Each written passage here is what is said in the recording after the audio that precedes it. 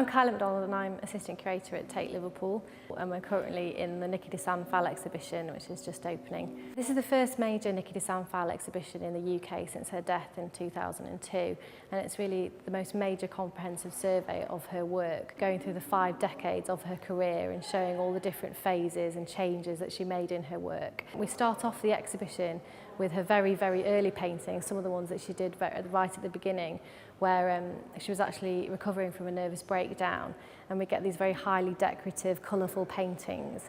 These then developed into these assemblages where she started sort of paring down sort of decorativeness into abstract landscapes, but sort of adding all these elements that she found around the house. So she started embedding sort of broken plates and plastic toys that she found around, and she embedded these into the landscapes to make these sort of assemblages. And then they go slightly onto the more sinister, and she starts adding these violent elements to her work, like knives and guns.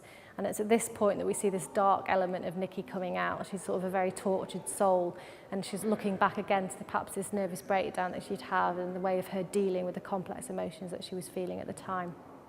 The auto-portrait is sometimes also been called like a tortured self-portrait, and it's influenced, I think, by Gaudi as well, because obviously you've got the ceramic tiles in it, and she just recently visited Park Güell in Barcelona.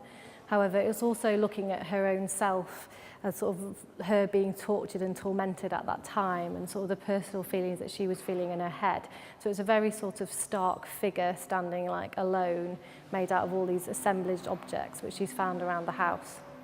I think the shooting paintings are very cathartic. They're a way of her sort of getting out her aggression by sort of a very aggressive means. She would make little pockets of paint in plastic bags, and she would fill them with foodstuffs sometimes and paints and all different kinds of things.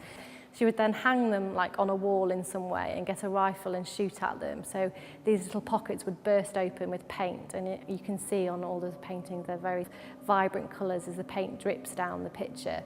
She herself said that they were like making the paint bleed. So again, it is that process of shooting something and watching it die and bleed. After the shooting paintings, she then sort of went through a quieter period and wanted to move into exploring roles of femininity and women in society. So she looks at them from perhaps a negative point of view, looking at that women should only be brides or mothers, perhaps a symptomatic of those feelings of entrapment that she'd felt herself.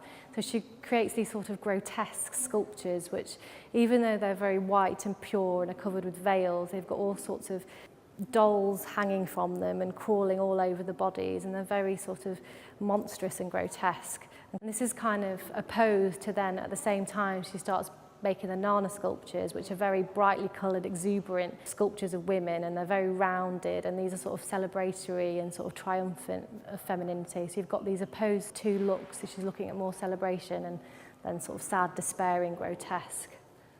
The tarot garden, which we concentrate on the end of the exhibition, she had in the back of her mind that she always wanted to make a huge monumental outside garden that people could go and visit.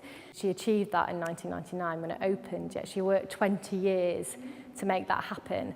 And I feel that you get a sense through this exhibition that whatever she wanted to achieve, she achieved it in the end.